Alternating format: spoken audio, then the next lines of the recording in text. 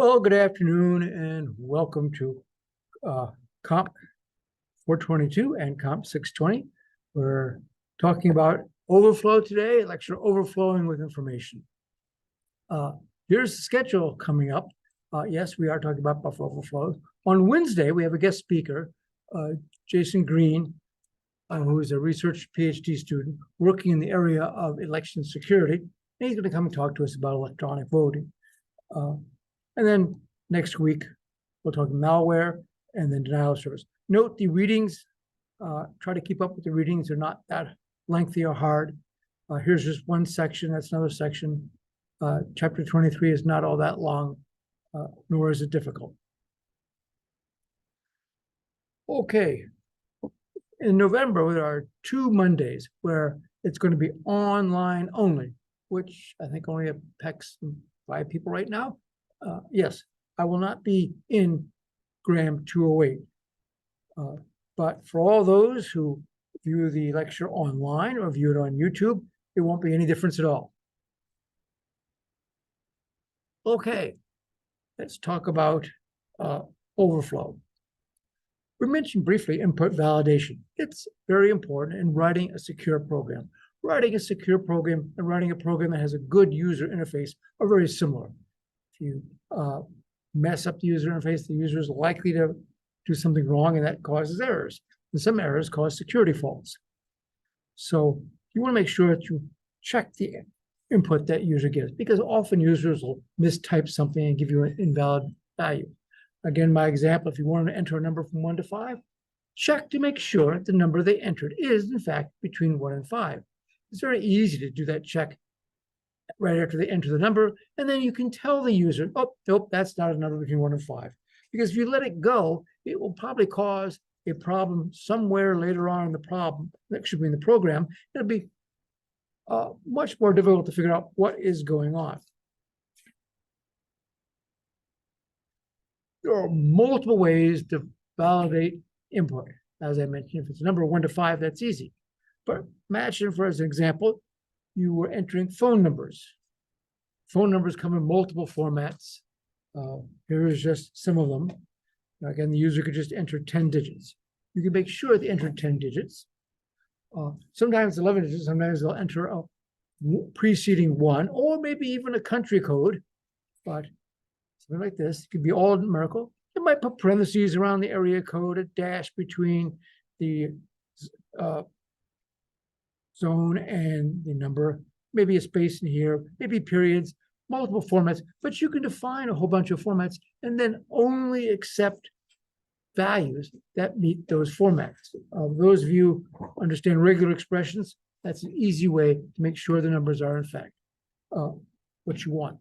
Also, if you're doing web input, you can specify on a text field what sort of input you want. You can specify it's going to be a date, it's going to be a phone number, many other logical values, and the system will do that for you. The system knows what phone numbers look like. If you say it's a phone number, it will only allow things that look like phone numbers. If you're making up numbers or using well-known system numbers, it's useful to have check digits. A check digit is some calculations, very much like a hash or a checksum. It's usually the last digit of the number, and it is used to check to make sure that the rest of the numbers are reasonable. That way, you can very quickly detect, is this a good number or is there likely a mistake in this number? For example, ISBN numbers. ISBN numbers are, yes, book numbers. All the books have an ISBN number that identifies that precise book. And if you take the first digit plus 3 times the second digit plus the third plus 3 times the fourth digit, where you multiply every other digit, every even digit or positional wise by 3, add them all up, mod 10, subtract that result from 10, and that gives you the check digit. Here's an example. Here's the textbook's ISBN, ignoring the 2 at the end, which is the check digit. And so you get 9 plus 3 times 7 plus 8 plus 3 times 0, and so forth. Add them all up. You get 88. Mod 10 is 8.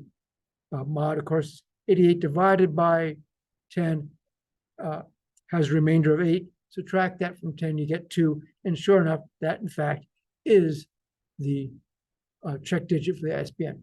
Credit cards also do something very similar for credit card numbers. Instead of multiplying it by 3, they multiply it by 2.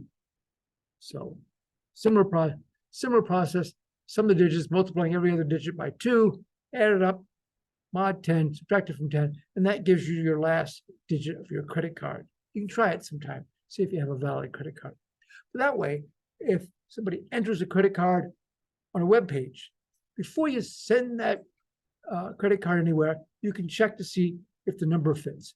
Since there's 10 possible values in the check digit, you have a 90% chance that it's correct. There's still a possibility that it's wrong, and a 1 in 10 chance that the number is correct. But it usually catches most likely errors. So check digits is very helpful. Characters. We're going to talk about data representation. Characters are pretty simple. Characters are represented by a number in ASCII, which is the American Standard Characters for Information Interchange, I think. There's 8-bit or 1-byte values. There's all sorts. Each number represents a character. Some of the numbers represent special codes like carriage returns, line feeds, tabs, those sort of things. Since there's 8 bits in a byte, there's 256 possible characters. Unicode uses 16 bits or 2 bytes, and that allows you to have a lot more values. With ASCII, you have the standard Western character sets. You have the upper and lowercase letters and numbers. If you go to Unicode, you got 65,000. That allows you to have, in this case, I have Arabic here and Hindi, so you can have multiple character sets. It was interesting putting this in here. Western languages read left to right. Arabic reads right to left. Yes. Apparently, Hindi is left to right. Okay. Okay. Well, those are the characters. The font, or how it appears on the screen, is something separate. You can look at the characters, and then in many text editing programs, change the font. The font does not change what the character is. If it's an A, it doesn't matter what font you display it, it's still an A. So you have to separate the concept of what does the character look like from what value do you mean, what letter is it supposed to be. The font just changes how it appears on the screen. And there's lots of fonts. You can go out with Word or something and scroll through your fonts. There's hundreds of them. Okay. Integer numbers. Integers are almost always stored as binary. I mean, way back, Eric and Malkley had a decimal digit value, but nobody does that. Integers are so easy to use. So all your ints in whatever programming language you want, whatever machine you have, are almost always stored in binary. Although I must admit that COBOL has decimal values, and your Intel processor has instructions to handle decimal values. But any reasonable program uses integers. When you enter characters on a keyboard, you're typing characters. The keys in the keyboard enter characters. The character 5 is not the same as the number integer 5. You have to convert the keyboard value to the number, particularly if you have more than one digit. If you have a 3-digit number, it's 3 characters, you then have to convert that to its numerical value before you can use it. Humans use decimal numbers for obvious reasons. Yes, we have 10 fingers, it's easy to count to 10. People have been doing it since before time. Yes, I was looking around Wikipedia.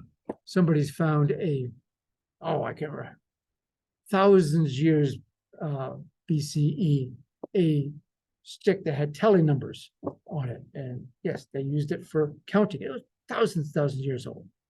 Okay, but as you might have learned in elementary school, the rightmost is the 1s digit, then you have the 10s digit, and the 100s digit, and the 1000s digit. Each position being 10 more than the previous one. 10 more because it's base 10. Binary numbers are just the same, but everything goes up by 2. So you have the ones digit, and 2 times that is 2's digit, 2 times that is 4's, 8, 16, 32's, and so forth. And as you all should know, and be able to do this very quickly, convert from a binary number to a decimal number or back again. And if you don't know how to do it quickly, I'm sure you know how to cheat by now. But yeah, so you can just add up, there's 116, a 2, and a 3. Add those up, you get 19. So 010011 in binary is 19 decimal. Okay, positive numbers are easy. Negative numbers, you have to do something special. There are several different ways to represent negative numbers. There's one's complement, two's complement, sine magnitude. Almost all computers use two's complement for reasons that become obvious in just a minute. Two's complement is not difficult to make it. You just flip all the bits and add 1.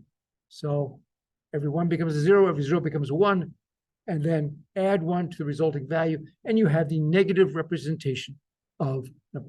So if you look here, here are a 3-bit value. The leftmost bit represents the sign. So if the leftmost bit is a 0, the number is positive. If the leftmost bit is a negative, then the number, the leftmost bit is a 1, then the number is negative. In two's complement, you always have one more negative number than you have positive numbers. So we have 0 to 3 positive numbers, and you have 4 negative numbers. And you can see if 2 is a positive number, flip all the bits, 1, 0, 1, add 1, you get negative 2. Let's look at that. Here's some examples. Say negative 3. Here's 3 positive. We want to convert this to be a negative number, assuming we're picking 4 bits. I'm using 4-bit numbers because it's easy to show on the screen. 32 bits kind of slides way up at the end. But you flip all the bits. So all the 1s become 0s, so the 0s become 1s. And you add 1. So this 1101 for a 4-bit value is negative 3. Okay, let's do it the other way. Here you have a binary value. Since the leftmost bit is a 1, we know it's negative. We want to see what is the value. So we flip all the bits, becomes 0, 1, 1. Add 1 becomes 0, 1, 1, 0, which you should know is a 6. So this value is negative 6. Already got that? Oh, question. So what it says, if the leftmost bit is if the leftmost bit is a 1, it's always negative. It's a negative number. That would be the most significant bit. Usually, yes.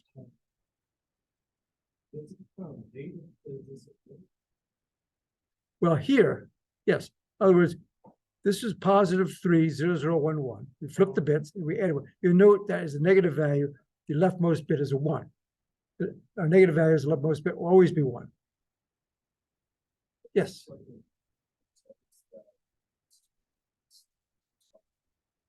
mean, a question like that? Oh, yeah, a question just like that might occur.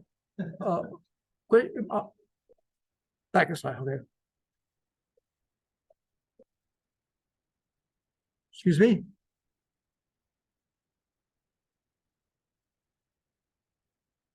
Oh, well, okay. 1010 is an A or a 10, but we're assuming it's a signed number. If it was just positive numbers, if it was an unsigned value, yes, 1010 would be 10 in decimal. But we're assuming it's a 4-bit signed number, where the leftmost bit is not used to represent the number, it's used to represent the positive, negative number. That makes sense? Here, yes, this binary value is a negative number. We know it's negative because the leftmost bit is a 1. And we want to know what it was. Easy way is to flip all the bits, add 1, then we look at this value, we go, oh, that's a 6. So we know that this was a negative 6.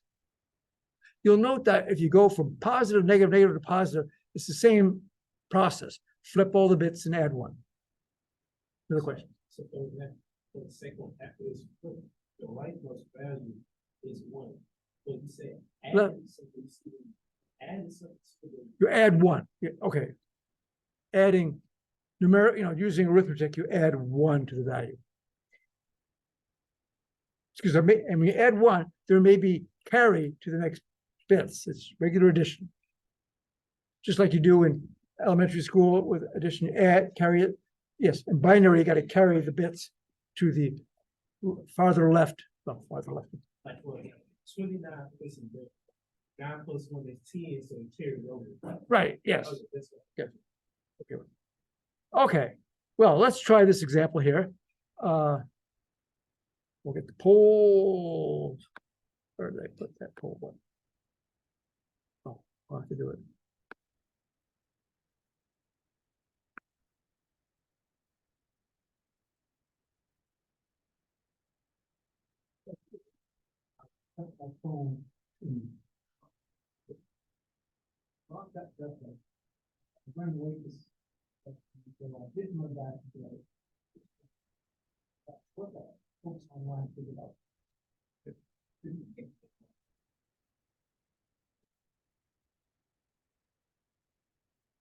Thank you.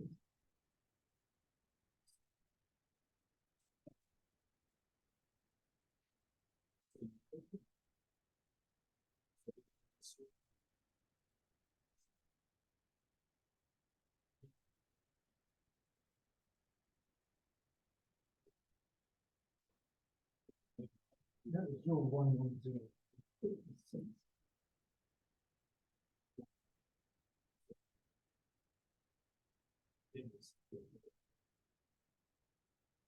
Okay, let's, oh, we're not quite catching on to this. All right. The A and B got a vote. There's always somebody who wants to vote for the underdog, but yes, the answer is -7. Let's go over how this works. Again, the value here is 1001. Now we know it's negative because the leftmost bit is 1. The negative numbers are listed. So you flip all the bits and it would become 0110. Now, if you remember from the conversions, 0110 in binary is 6 in decimal. Add 1 becomes 7. Or if you're a binary person, 0110, you add 1 is 0111. And 111 is 7. So the answer is -7. Questions about that?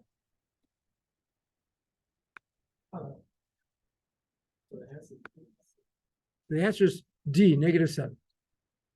I guess I get confused is that when we start off with the problem, the 1 makes it negative. Yes. But now with this one, it is 0, 1, 1, 1, 0. Well, okay.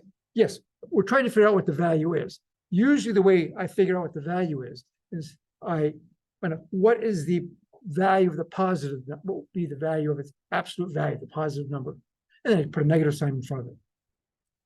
There's like an easier way to think about it. Right, yes. See the absolute. Mr. Farrell, It's all good.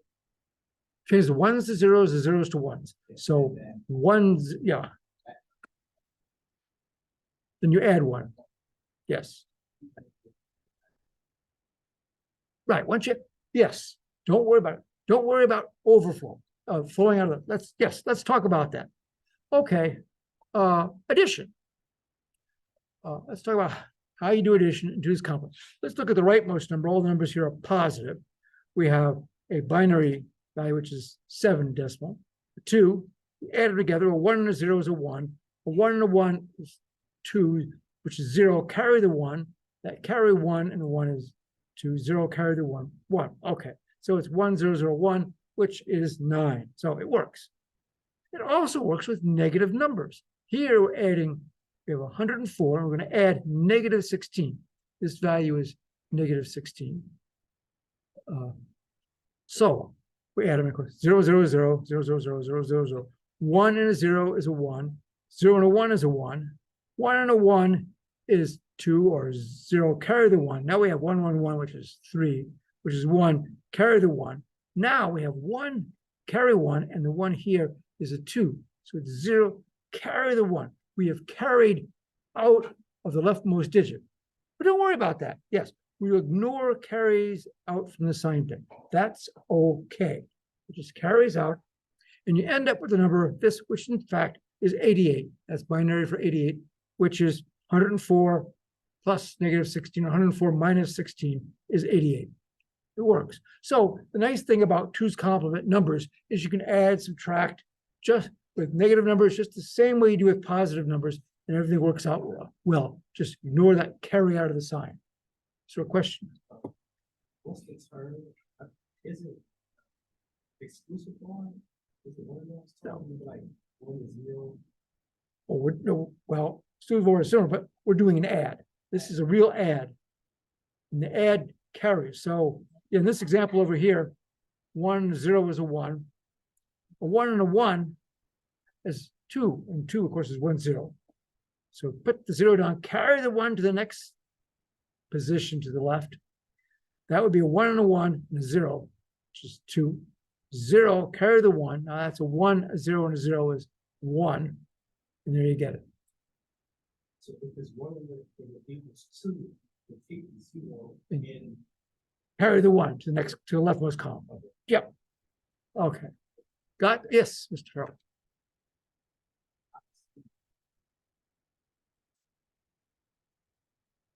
Well, okay, if you want to represent negative numbers, you have to have a means of representing them. It's typically done by two's complement. You can, of course, use a bunch of bits to just count a number, and you can count up to twice as many values if you don't worry about the sign.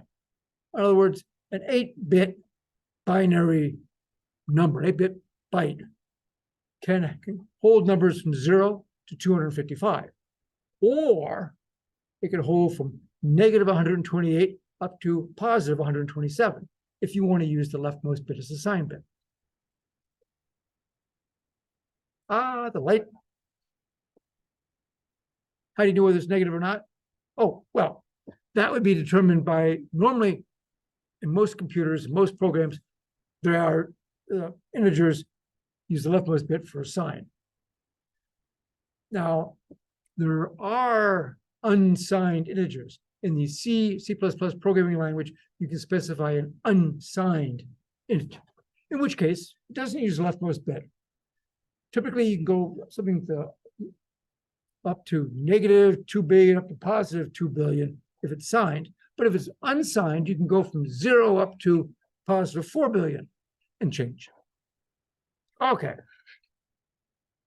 Now, let's take a look at this addition thing again. Here we're going to add 6 and 3 in a 4-bit two's complement number. Here's 6, here's 3. So 0 and 1 is a 1. 1 and 1 is a 2, is 0, carry the 1.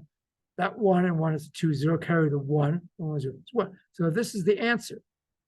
But this is a negative number. 6 and 3 are positive numbers, but we ended up with a negative number.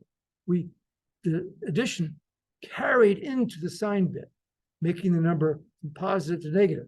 So this is negative 7, which is not, when I use my fingers, the sum of 6 and 3. We should get 9, but you can't represent 9 in a 4-bit value. So it ends up negative 7. That is normally considered an error. Yes. Now, when you use 32-bit values, you don't have to worry about it too much. Integers are typically 32 bits, and they go from negative 2 billion something up to positive 2 billion. Longs, which are 64-bit values, go from big number to another really big number. Bytes go from, again, negative 128 to 127. Shorts are 2 bytes or 16 bits, and you can go up to 32,000 plus or minus.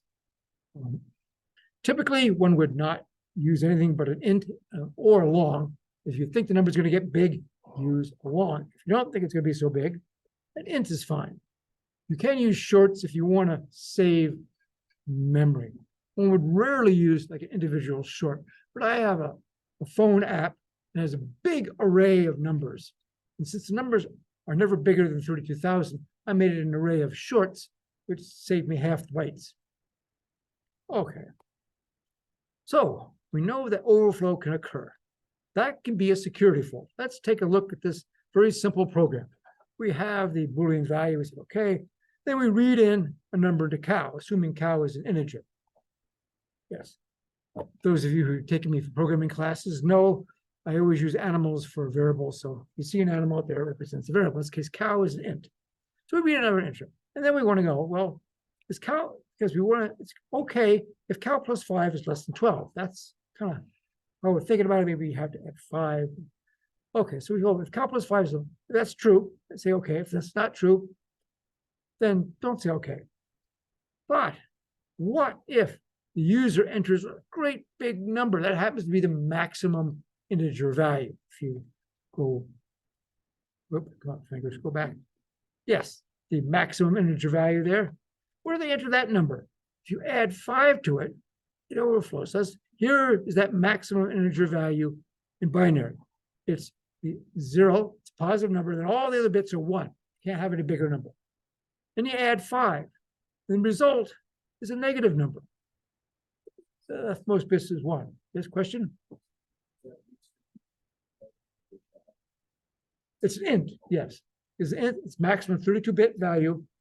And so we add it over, the addition causes the most significant value for them to carry into the sign bit. Now the sign bit becomes negative. So the result is a negative number. So let's take a look at this. If you're going to do, if cow is plus 5, well, if the user entered the big number for cow, this would be true because cow plus 5 is in fact negative 2,147,483,644. I use my calculator. So yes, that's a negative number. And so, yes, that's less than 12. It would be considered correct. Where if you've done a little bit of algebra here, you just subtract 5 from both sides. Remember, then if you could say cow is less than 7, mathematics, identical relationship, this would be false because cow is a great big number. It's not less than 7. It's a big number. So the result of this, you have to be very careful with doing arithmetic with numbers before you check to see if they're within range. Do any arithmetic, large numbers might overflow and you end up with invalid values. So a couple of things to do is before you do any arithmetic with it, check to see if that value is within the range that you need. A check here less than 7 is a factor. This is going to cause us to do some arithmetic. It's not going to work the way you want it to. Longs work. Longs are much bigger. Of course, there is a maximum long value, and they could put in the maximum long value and cause a problem. But sometimes you can read in an int, copy the int to a long, and so you know the int, because it's only a 32-bit value, can't be bigger than so much. Copy it to a long. You got an extra 32 bits to play with, and then do your comparisons in arithmetic, and you'll be okay. If fractions are allowable, use a double. Doubles don't have these kind of problems. So, general guidelines for checking your data when it comes in. If you're looking at characters, change all the characters to common character set. If some of the things are ASCII, some of the things are Unicode, we'll make them all either all Unicode or all ASCII. If you're comparing the characters you want to see if they're good characters, if you've got Unicode characters, compare them to good Unicode values, not to ASCII values. Just compare them in the same character sets. And again, validate all the input data as soon as it comes in. Don't wait till later. And reject what isn't good. Ask the user to do it again. Length. Again, there's range. We talked about range. Sometimes the numbers are really big, particularly character strings may be much longer than you expected. You ask the person for the name, make sure it isn't too terribly long. Although I might point out, having made that mistake in this class, I reserved a 24-bit field for names. I was incorrect that all the names would be 24 characters or less. No, some of the names in this class are 32 characters or more. So you have to give yourself a big space. Bytes are cheap these days. Give yourself lots of space so you don't run into problems. And again, validate characters against possible good characters. If you're expecting a name, is the name upper and lowercase letters, space maybe, and maybe a single quote if that was allowed. Some people like O'Malley or something might have a quote in there. And then again, some people have characters with accents on it, count for those, but a number isn't appear in a name, nor do brackets or other symbols. So check for those. It's usually much better to see if the characters are in the set of good characters instead of seeing if they're in the set of bad characters. It tends to work better. I mean, logically, you think, oh, it should be complement one of another, but it's recommended you always check against the good characters instead of checking against bad characters. All right, buffer overflows. We talked about integer overflow. Let's talk about buffer overflows or stack overflows. They are a big threat. Sometimes you see the phrase, the most severe of these vulnerabilities allow a remote attacker to execute arbitrary code. That means a remote person can run a program of their choosing on your computer. And if they're running a program of their choosing on your computer, you are in trouble. It's one thing to go out there and change your data, but if they're running their program on your computer, they can do anything. I might note the Morris worm was spread initially by a Stack Overflow. Now, for those of you without the long gray beard, Robert Morris was an MIT grad student back in 1988.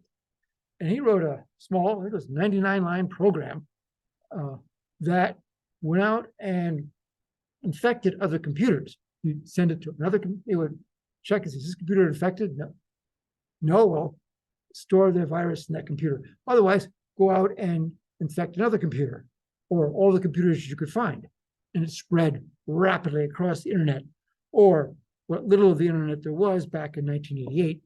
It's orders of magnitude larger now. But they caught him. He claimed it was a mistake or an accident. He didn't expect for it to go. Of course, it did shut down the internet. Everything, because the only thing running was the Morris worm on everybody's computer after a little while. They did catch him. He got 3 years probation, 400 hours of community service, which that's 10 weeks of 40 hours a week, and a $10,000 fine, which that was back in '88. That money, that would be $25,000 these days. So that's significant money. Let me see, I don't think I have 25,000 on me right now. Okay. You'll see these kind of alerts. Sometimes you get alert, if you get the emails from the CERT, the Computer Emergency Reporting System. You'll get these things. You'll say, oh, there's a vulnerability and several buffer overflow vulnerabilities. Those are big problems. Okay. Clicker question. Okay, we got another clicker question here. Let's get that going.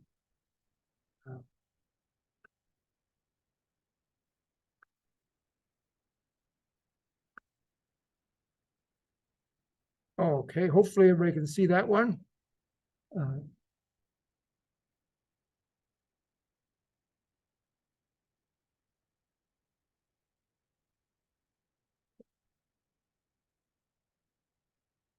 Even those of you who do not have a programming background can think about what this does.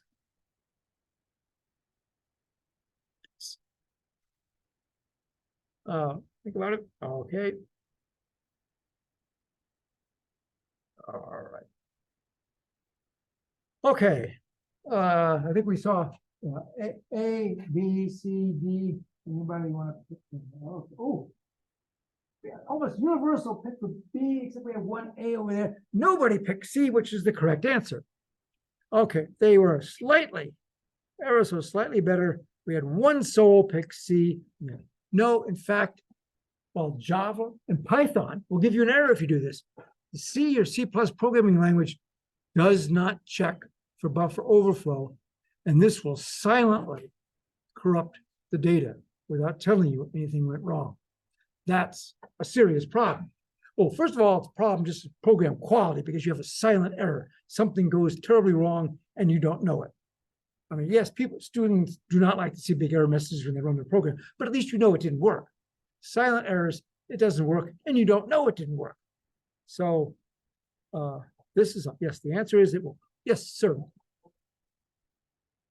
No, the C programming language does not do that.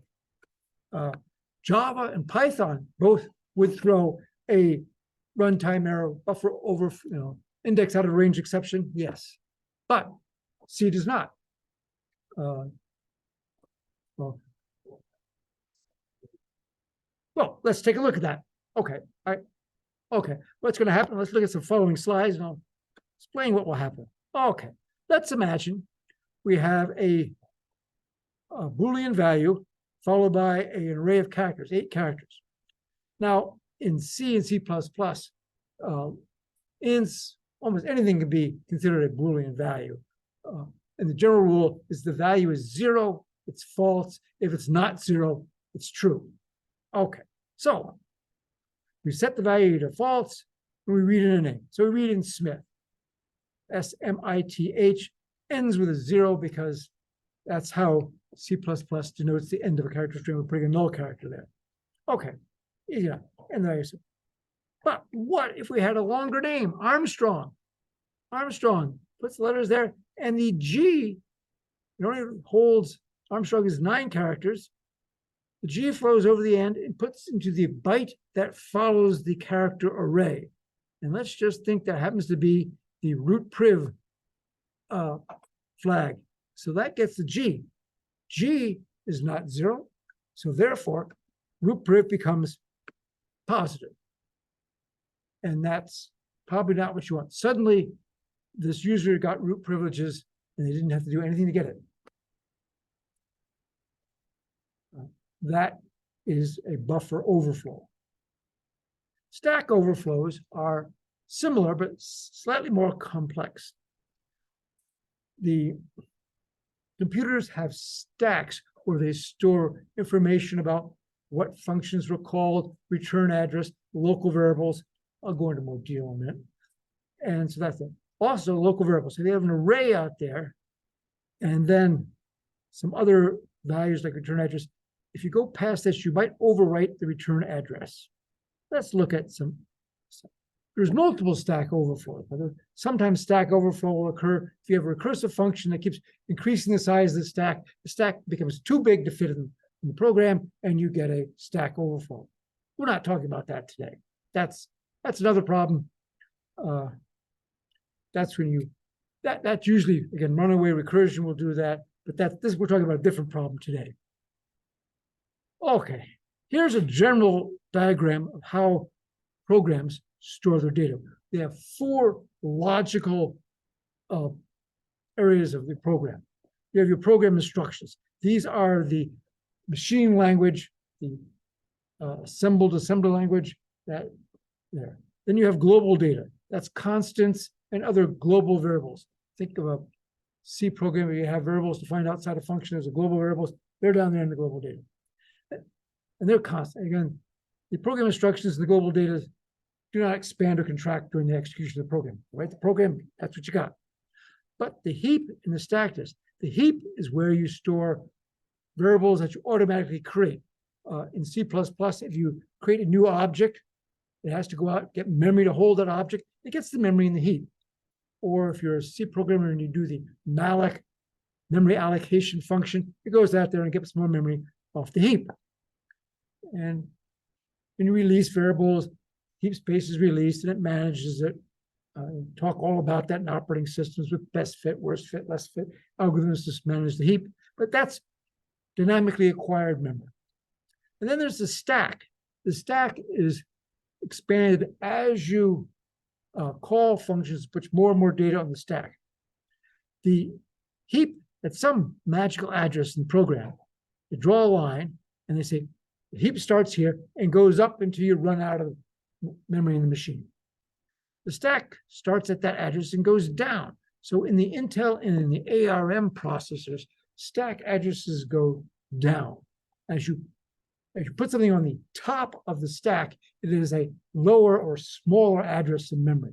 So as you put things more and more on top of the stack, it goes to smaller and smaller addresses. So it extends down, the heap extends up. Okay. Now, let me get sidetracked for just a minute because sometimes this occurs. Certain machines store the integer bytes in different order. So your binary number, you'd think, you'd have the least significant, most significant bytes. Well, in a big endian computer, the most significant byte will store at the highest address, and the least significant byte is stored at the lowest address. On the other hand, Do I have that backwards? Oh, this is little, sorry, this is little endian. This is big. I thought I had it backwards. Yes. And the big endian, most significant is first, then next. So this is big endian, where the most significant bytes stored first. And so you see that in that order. It's reverse order of the bytes in little endian. Now the bits within a byte stay in the same order, but the byte order changes. So the least significant byte comes first, then the next byte, the most significant byte is the fourth one. It's weird looking at them in memory. Normally, when you run a program, you never see this. There is no indication in the program that what you're doing is on a big endian or little endian machine. It doesn't make a difference unless you're transferring information in a binary format from a little endian machine to a big endian machine. Then it ain't going to work. You have to do something to fix that. Or if you're looking at memory stacks, and we will look at that shortly. Okay, let's look at this very simple program. We're going to call this function the func. We'll pass it. This is a pointer to a variable dog. This is an integer cat. And in the function, we'll have an array of 4 characters called cow. See my like for animals. Okay, so the calling program will have bass as a value 5, carp, which is a float, or is value 7, and then trout is a pointer to carp. So it contains the address of carp. I'm going to call the function with trout, which is the address of a float, and bass. Okay, what's this going to happen? All right, first thing it's going to do, you're going to call it bass, it pushes the rightmost parameter on the stack. So it pushes bass, which happened to have a value 5, if you remember. At value 5, it's going to put the value of bass. Then, since trout was an address, pushes the address of carp because trout was an address, pushes that on the stack. Then you call the function. When you call the function, the hardware pushes the return address, or the address of the next instruction, onto the stack and jumps into the function. So it starts executing the function. So the return address is on the stack. And again, that is the machine language instruction after the call instruction. So it puts that on the stack. And then when you enter the function, first thing the function does is links the frames, or this area here where you have the return address and the local variables is a frame. You link all the frames together. This is very useful if you get an error. If you get an error and you get that trace back, it tells you this function called this function called this function called that. How does it know that? That's because we have that trace back frames tell you how you got there. So put the frame address there, and then allocate memory for local variables. In this case, this function had an array of 4 characters. So we have 4 characters. Question? Well,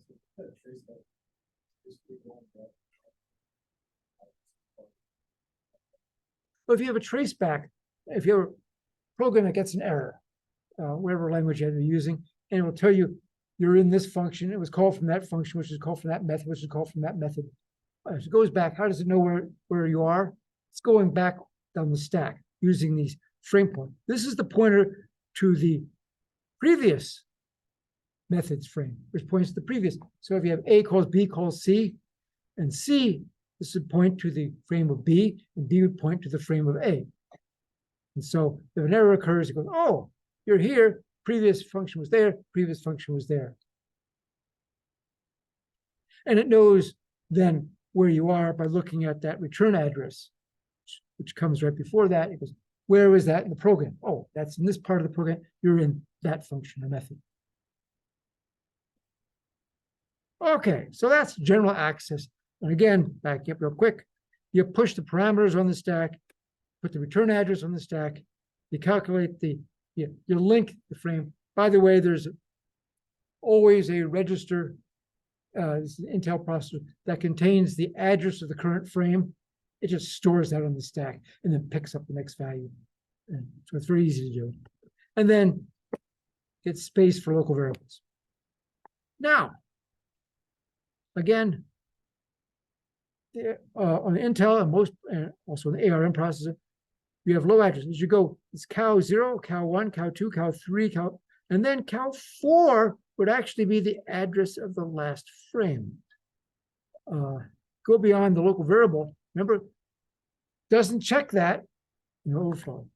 So you can go here, cows 0, 1, 2, and 3, which are all the values in the cow array, and then cows 4, 5, 6, and 7 are in fact where you're supposed to be storing the frame pointer. Cows 8, 9, 10, and 11 are the return address, where this function is going to return.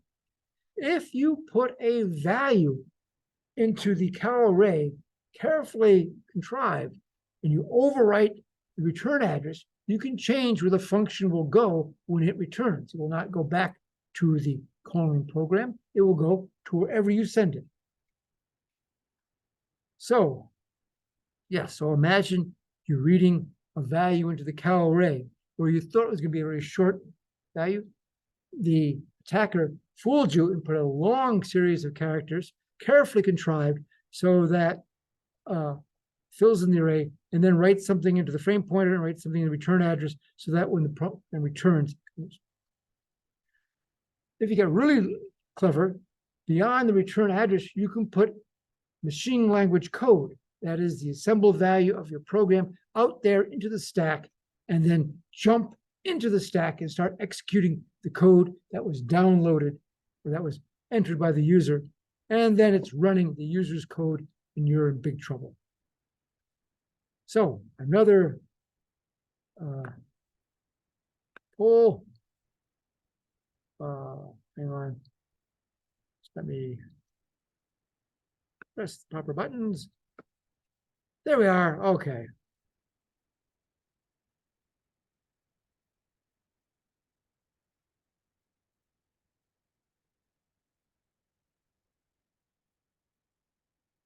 This may be subjective. If I have my opinion, you can give me yours.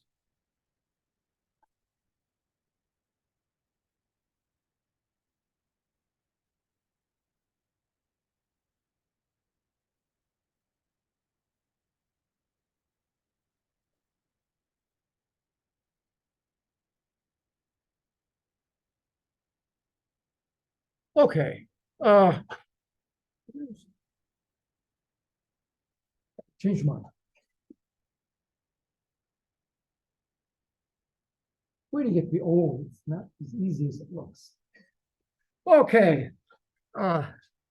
Online people have got about 60% of them voted. There were a lot of people voted for D online. A couple of people in class voted for C.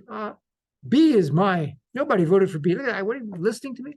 Nobody voted. I think loading binary machine language is probably the most dangerous thing. Oh, you don't want to crash the program. You definitely don't want to alter data, which is what you can do. But if you can load your program into their server and run your program on their server, your program can do whatever it wants to.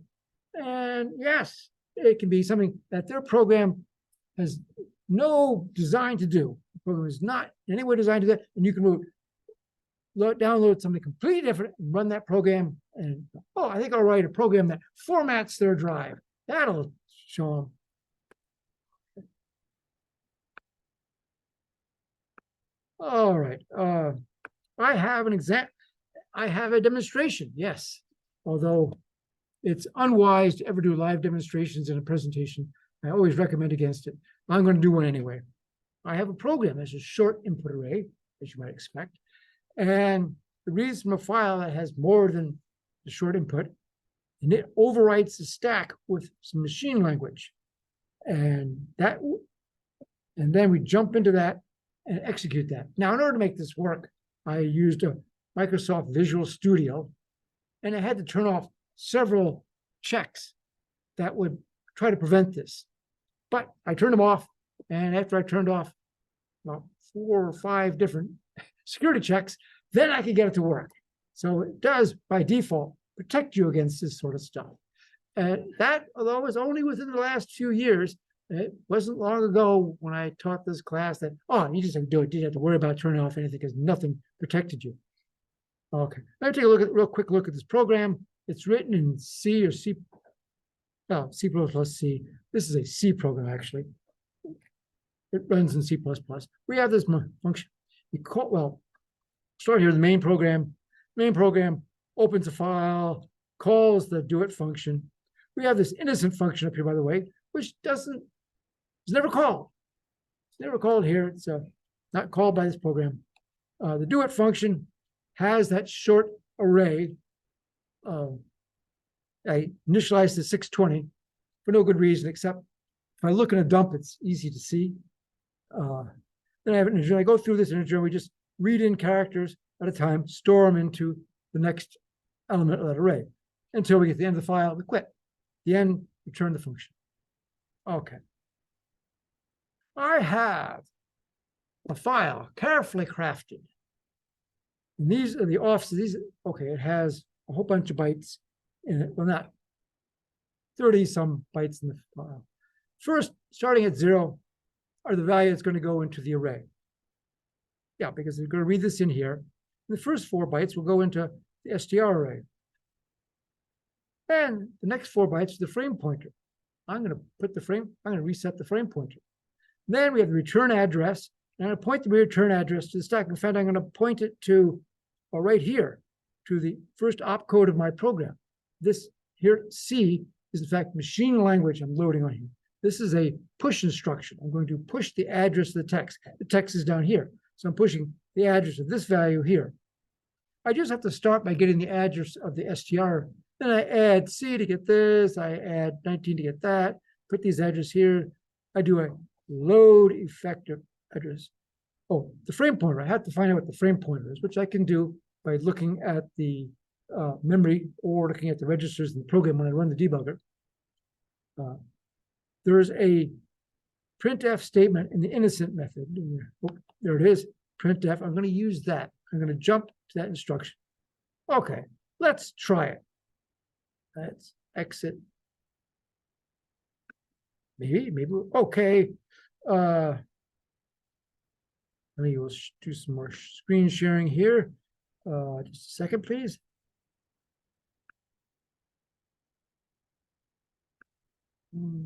Okay. Oh, where is it? Oh, the mouse is lost. All right, there's the mouse. Okay. This is that same program that you saw. I'm going to put a breakpoint right down here before we call the do it method. And we'll run the debugger. Okay, blank screen, enough print. It's down here. We've opened the file.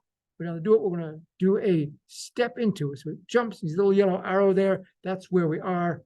We started down here in the main, open the file, call, do it, jumped up here.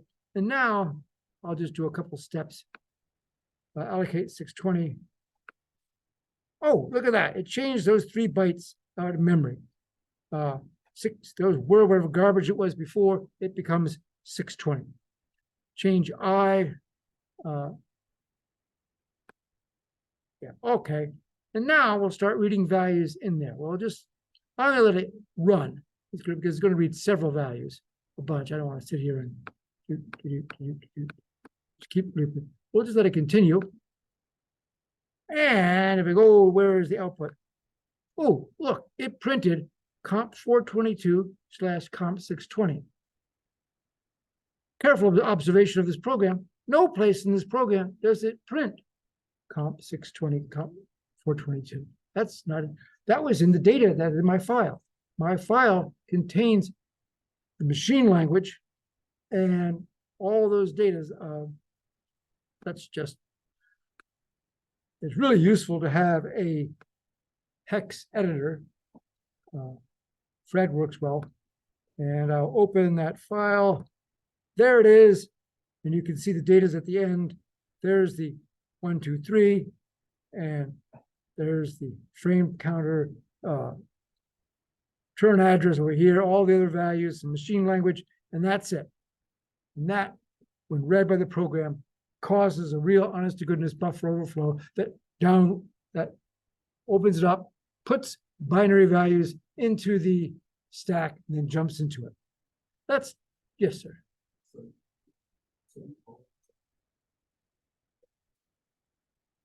Yes, it worked. It was easy. Well, that wasn't easy to do either, but I made it work mostly because I had access to Oh, let me share the screen again, back to PowerPoint.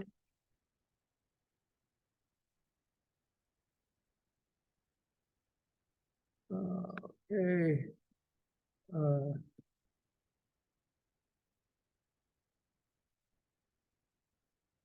Okay, you should be, well, this is not what I wanted to see.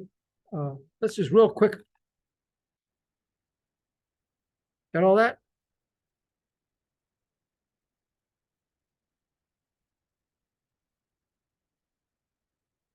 Okay, there's the program.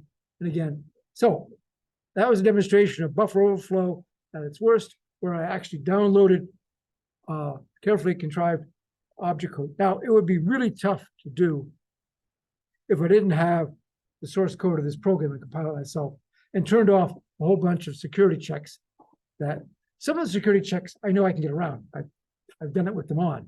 Others are much more difficult. Let's talk about what those are. There's a whole bunch of things you can do for checking your program, or protecting your program. Let me go over all of these in detail. Okay, program errors. A lot of problems is caused by basic program errors. We had a very short buffer and we didn't check. That program looped until you got to end a file. Didn't loop until you got 3 characters in. Remembering you need to save the space for that binary 0 at the end. It didn't check that. It just went until that was a program error. You need to check them. And there are other libraries in the C programming language that don't check the length of the target. Moving things from A to B, it doesn't check that B is big enough. It just moves them. You better be big enough or things will not work. So now you can fix these with your standard good software engineering practices. We talked about those the other day. Code reviews, having people look at your code. Some companies have external places look at your code to review them. And then testing with bad input, testing with input that you know is too long, too short, looking for what you think would be bad values. What does it do with bad input? Look for vulnerabilities. Watch out for the commonly known vulnerabilities, the ones that happen a lot. Off by one errors. The off by one error is done when you're programming an array. If you have an array of 5 values, the indexes are 0, 1, 2, 3, and 4. You cannot use an index of 5. An awful lot of programmers, students and professionals, will look at it and say, oh, it's an array of 5 values. I can index it up to 5. No, you can only index it up to 4. You go that 5, you've gone 1 too many, you've gone over the end. Unsafe library calls, we'll go over some of those. Repurposing old code, we convert ASCII to Unicode. Off by winners, again, I mentioned that. You gotta remember that also there on character strings in C and C++, the end of the string is denoted by a binary 0 value. There has to be space for that binary 0 value. So if you want to hold 10 characters, you have to allocate a space for 11 characters to hold the 10 characters you're going to look at and that binary value. And of course, remember, you're going to index, and here's an example of 10, index it from 0 to 8. You don't want to do 9 because 9's the end. Okay. Unsafe libraries. There are multiple unsafe libraries in C. The C programming language was developed in the early 70s. I know, I was there. And they didn't worry so much about security. It was for professional programmers. You were supposed to watch out for that yourself. That actually wasn't happening. People made mistakes all over the place. They didn't put those checks. Of course, one of the reasons was time. People wanted these things to be as efficient as possible. And checking for all these errors possible errors takes time. Now machines are so much faster and catching the errors is so much more important that we've moved completely the other direction. It's much better to have your program spend a couple extra nanoseconds to make sure that this is going to work than to have an error.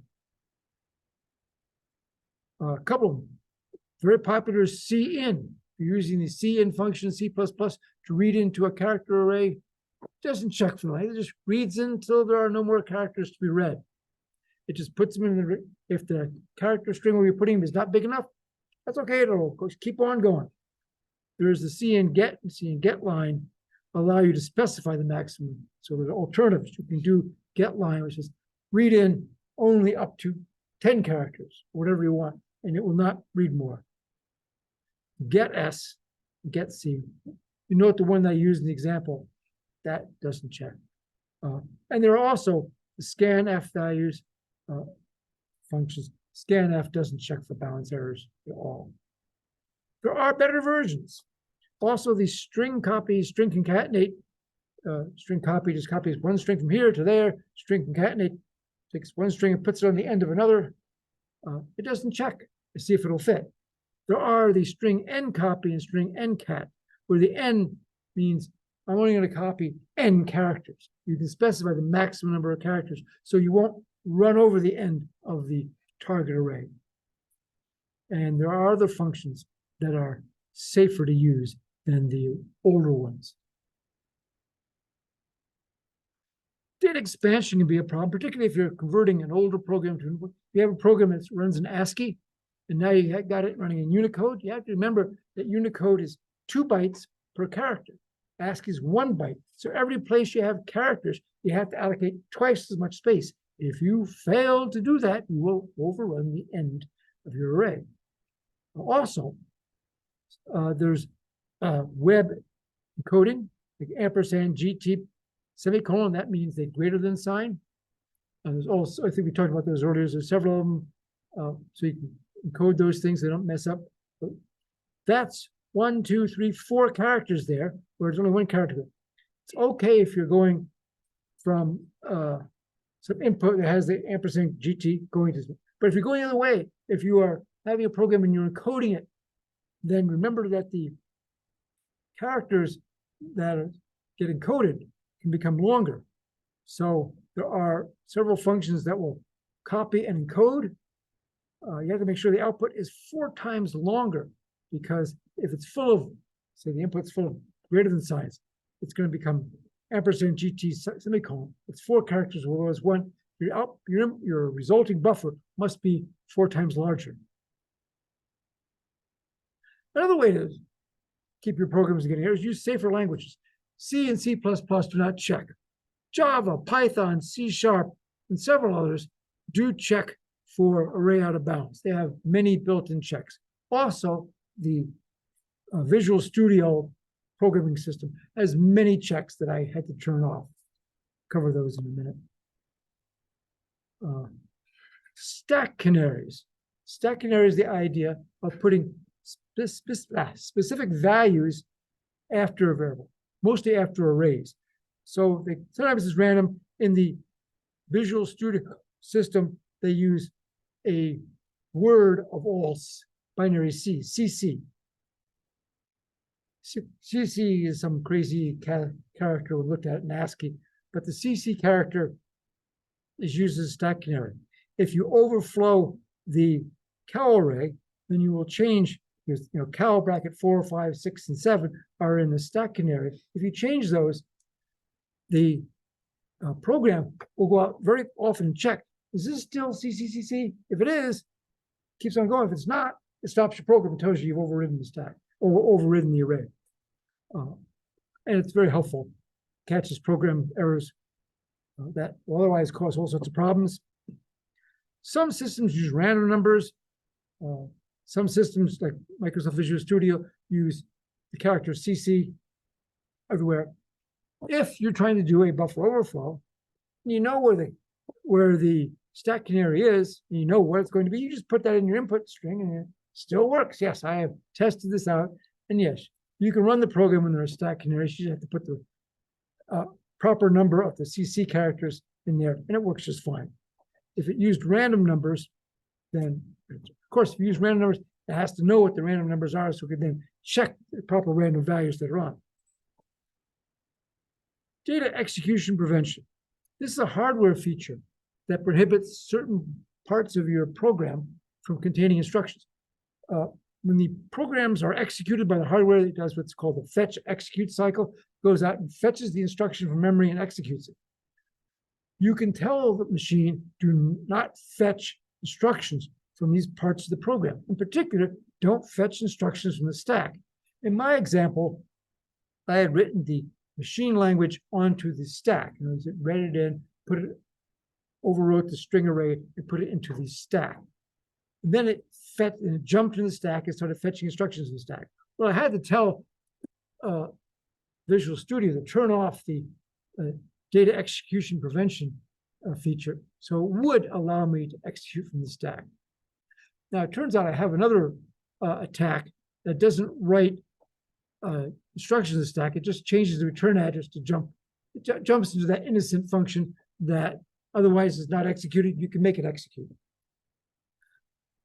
And that changes the return address, doesn't cause you to execute from the stack. Anyway, this is a very useful feature and solves a lot of these problems. And again, I showed this slide before. If you are a programmer, buff overflow is something you caused. It's due to insecure code. And while it can mess up your program, certainly mess up your users. So you are the reason it occurred. But you're also the solution. If you write secure code, then you can protect your users from attacks. Another clicker question here. Let's try this.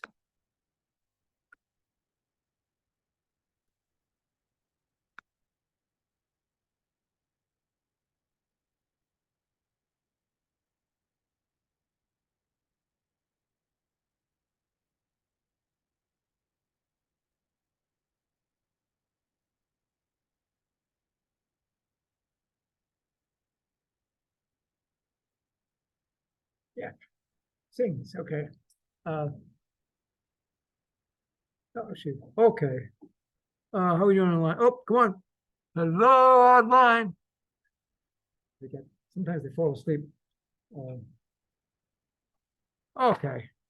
Well, we got some, we'll end that. The answer I was looking at was A, helps detect changes in memory after a variable, particularly after array variables.